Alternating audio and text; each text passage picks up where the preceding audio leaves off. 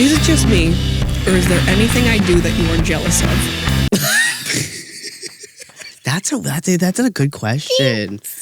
There is. You are very, very good at making new friends and connecting to people, even if they have like nothing in common with you. I always think about it whenever I have, for one of my 4 jobs, whenever I have to actually go into like the office there for like whatever meetings, that the little team I work with is a lot of, because it's a beer distributor, so it's a lot of like, they're always talking about sports, especially hockey, and I'm always like, you know who would help? You know who I would hold their hand right now?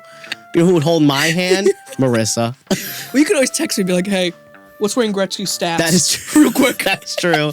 So I like that about you. I also like that. I feel like you're very good at staying on top of like fashion trends and stuff. I try. I mean, I'm into fashion, so yeah, to a point. And you got the stack on lock. You got the bracelets, you got the necklaces, you got the earrings, and it never feels like too much. Well, thank you. Good for you. That's something. I just wanted to hear more about me, so that's why I picked that question. I'm a vain person, as we know. It's so fun to be vain. It really is. It really is. If you aren't happy with yourself, who are you happy with? Am I right? Am I right, ladies and ladies? Ladies? The woke left turning me, sorry. Thespians. Thespians. Ladies and thespians. Okay. What's one thing that you wish you could master? Oh, there's a lot. I mean, some people would probably argue that I have already mastered a lot of music stuff, but I am that person. I would love more than anything to be able to like keep going with flute and get like doctorate in flute stuff and then be like a flute professor. But I think things that I don't already know about, because I'm already pretty all right with flute. I think I'm doing okay with that. I would love to be able to like, everything, but I would love to be able to make clothes, especially like costumey clothes. That would be so much fun. Yeah, I get jealous of people who are good at sewing. Yeah. Because dog shit. Yeah. I'm dog shit at sewing. Yeah. It's crazy.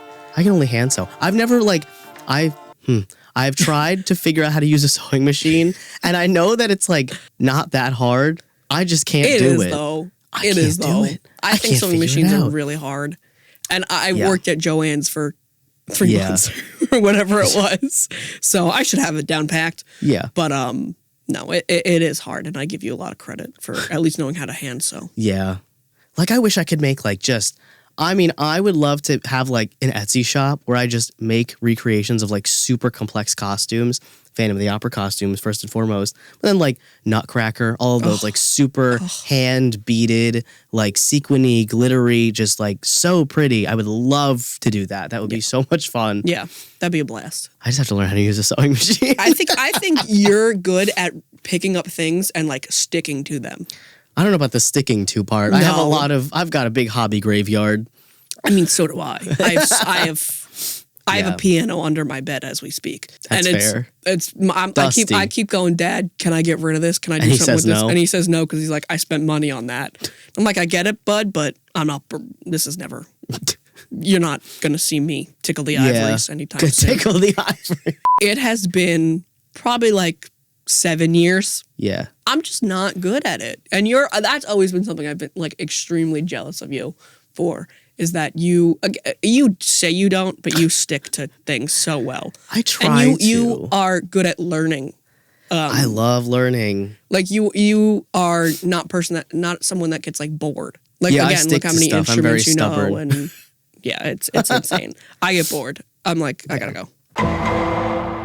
Okay, if there was one thing you could change about your life, but you knew it would affect who you are right now, would you do it? Oh, I guess it depends what it is. I think so. I mean, I guess it depends what it changes about my life. If I knew I would have to like move totally away and just like never see anybody again, I don't think I would, because I like the life I have here. But if it meant I could come back, like after going to school and getting a master's, a doctorate, whatever, then I might. But if I had to like totally leave forever, I don't think I would, because I don't think it would be worth it. Yeah, I mean, obviously people don't know this, but you did go to Potsdam. Yeah. Which is upstate. Yeah. So it was a little ways away. I enjoyed myself a lot when I was up there, But it was always that I knew I was coming back. So it wasn't, if I missed you, I didn't know you yet. But if I missed people from home, it gave me comfort to know that I'm coming back. Like I'm not living up there. That I would not do that. But I did enjoy the time when I was up there. But I think there was one Thanksgiving that I spent up there. That was very lonely. Yeah. It was okay. I mean, like I survived, but like I was like, wow, I didn't realize how much that would actually like kind of mean. Yeah. Yeah. Because we just, I don't know, Thanksgiving's every year. I'd be like, whatever, it's one. Then I was like, this kind of sucks. I did have a meal. I went to the local church there and they had like a free meal. It was cute. And there was some other people that stayed. You know, very sweet. Wouldn't do it again. Very sweet though. Yeah, you do kind of get lonely. Yeah. When you stay home for breaks, I've heard. Who's saying that? Like I mean, I just said it. People who go to college. Oh yeah, I thought you meant like you're talking about me. You get lonely. Like my old roommates are like, yeah, we got to make sure to water him every day. He was super lonely and super sad the whole time. So, was there ever a time you were genuinely mad at me? I don't think so. I don't know what you would have done. I know there was one block party a very, very long time ago that I thought I was it. Because I had played this game at summer camp where it's like you put little Post-its on a soccer ball and you throw it around. Yes. And then the Post-its have little questions like little get-to-know-me icebreakers. And I was like, oh, this is so much fun. Oh my God, I'm going to play this at the block party. Nobody was into it but me. And then so like I was and all of the Post-its were falling off of the soccer ball. So I was like, I have to tape them back on. I went inside and I taped them back on. It took too long because everybody was like, I'm done with this. And I was like, I felt so personally burned by that. Not that you did, but I was like, my little tiny, like, what was like 8-year-old self could not believe that nobody else was enjoying that. That's actually so funny because I remember that so well. That was crazy. What the hell was that about? Yeah. I don't know. We survived. That was like at one of my birthday parties. I used to like to have little like games at my birthday parties, if you remember. And I didn't do board games. I did games with just random shit I had around the house. Which I kind of love that. Yeah, it was like, but it was like stupid. Like it was like I had crafty. Yeah, it was like very ingredient household. Yeah, but for like items, with garbage, not just food. And I don't know why I did that to this day. I had a game where I put a rubber band on like a cabinet door, and you just would pull it back and let it go. Was that at a birthday party? Real? I don't remember that. That's really funny. And then I also remember every birthday, since I'm so vain, I would do questions about me and see who would know me the best. That's fun. And people would get so pissed at it because I would do it every. You remember my brother would get like so mad at it, and everyone would be like, "Why are we doing this?" I was like, "But it's my birthday." No, I'm here for it. Yeah. Are we both just two vain people being like, exactly? Maybe. Maybe we've just been around each other so much. We're just two narcissists that are like, no, you're so valid for that. Everybody should talk about you all the time. Well, here's the thing. I am like a big advocate for like, it's your birthday. It's about you. Whatever happens once you cares. Whatever you want, do. Like, yeah. You could like kill a man. It's your birthday. And I'd be like, it's your birthday. It's your birthday. Go get your free Starbucks drink. Yeah. It's your birthday. It's your birthday. Like, I was at a birthday party recently, and he was like, what movie do you guys want to watch? And I was like, no. It's your birthday. What movie do you want to watch? Yeah, it's your birthday. Put on a movie. Yeah. No, even if I it don't sucks. I don't do... Put on your favorite movie. We'll watch it. I don't do... What do you guys want? No. Yeah, no, that's fair. This day is mine. Do you ever feel like people are disappointed in you? Oh, yeah. Did I go too hard? I just think that's like a constant. I mean, like... Yeah, same. Not to be LGBT, but I don't have an incredible relationship with my father. That I don't really care that much about anymore. Because, like, whatever. Dads are distant. Yeah. Even both of my cis straight brothers are also like, yeah, that's, So sometimes when I'm, like, really in my feels, and when I used to be really in my feels about, like, dysphoria stuff, I would always think about it. And every once in a while it happens again. But I think it's a little bit calmed down now. But thinking about, like, I'm sure my parents envisioned a life for like an adult daughter when they had a little girl growing up. Mm-hmm. And then like, that's kind of sad because they didn't get that. Something like, I don't know, it always goes to like wedding stuff where it's like, I'm sure my dad pictured walking me as a woman down the runway. Or like, I don't know, my mom coming along to go like dress fitting. I don't know why it's always wedding stuff. I guess that's what I think being an adult woman is, but stuff like that. I feel like when you're young and a young woman, I feel like it's always like drilled in you that you're going to have this dream wedding. It's going to be about wedding. It's going to be about a baby and then you die. Yeah. It really, because even when I was young, I was like, oh my God, they're like wedding. What am I going to do? Like everyone was thinking about their dream weddings and I wasn't. And I was like, this and you're like, am I crazy? Yeah. Am I just like the pinnacle of feminism right now? Yeah. Also, before I transferred out of Crane to go do a big, long story, I ended up going to 2 colleges at the same time. But I was like freaking out because I was like, what the hell is my mom going to say? Yeah. I was like, she's not going to be mad at me, hopefully, I don't think. Because she's pretty reasonable most of the time. So I'm like, I don't know. I just had no idea. Like, I definitely thought she was going to be feeling a type of way, if not mad or disappointed, something. And I was definitely afraid of having that phone call. But then she was normal and level-headed because that's what she's like. Yeah. And she helped me figure it out. Yeah, so she's a good woman. That was nice, yeah. She's a good woman.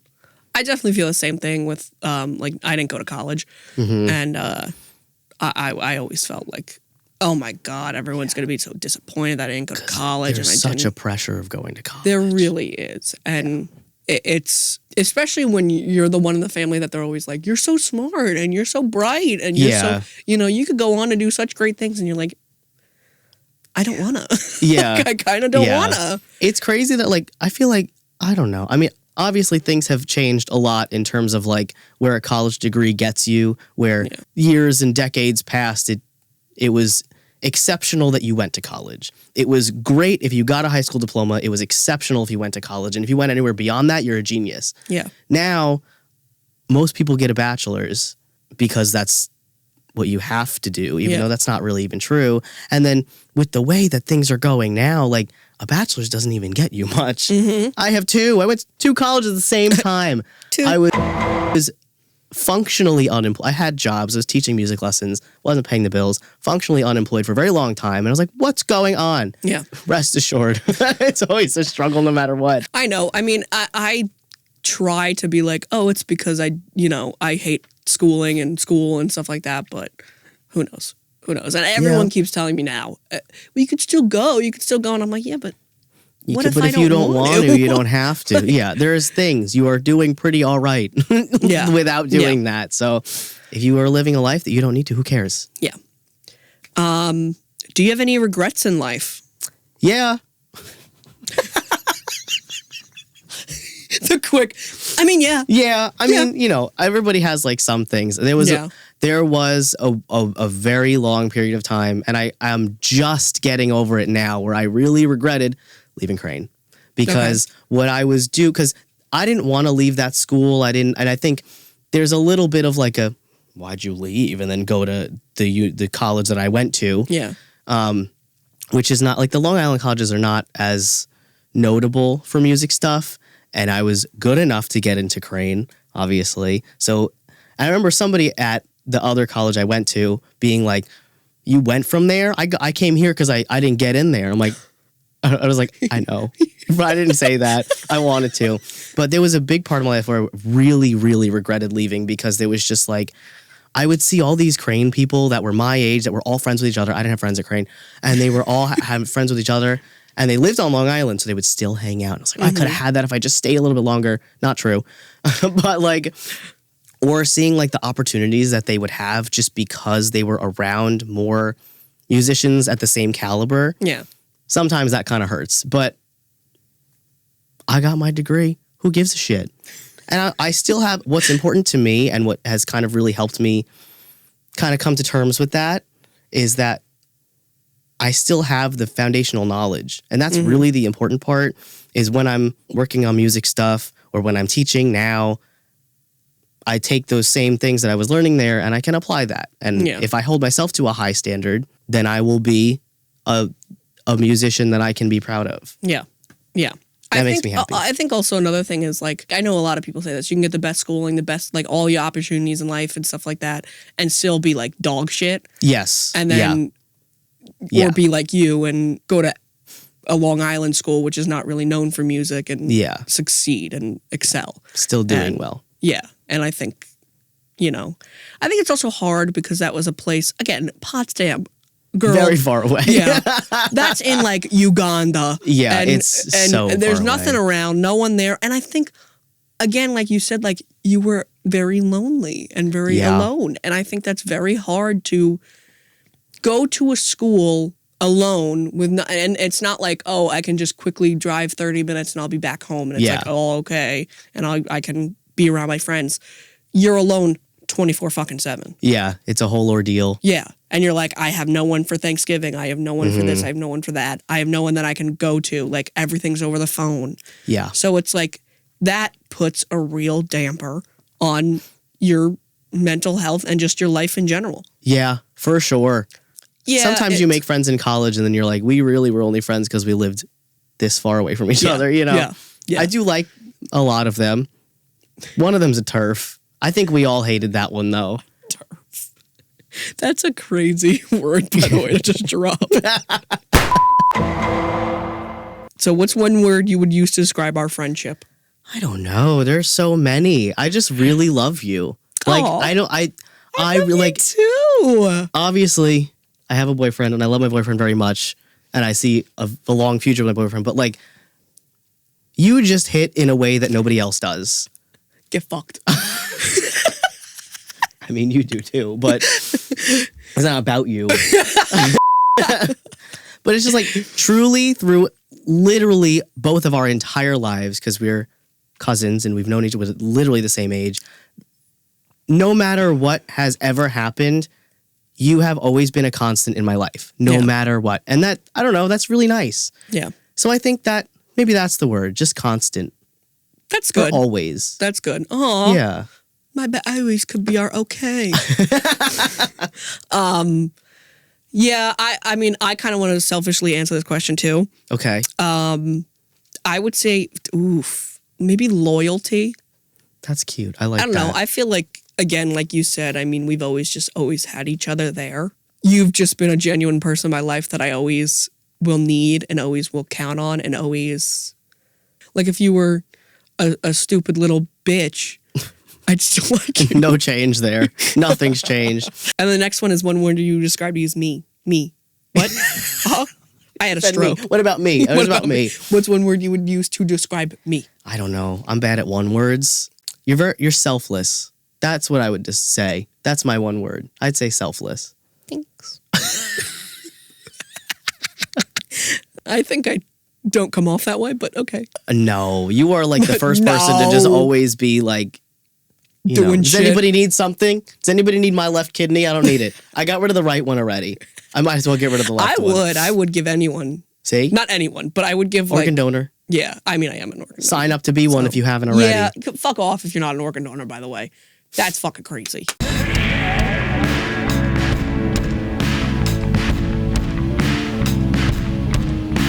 Well,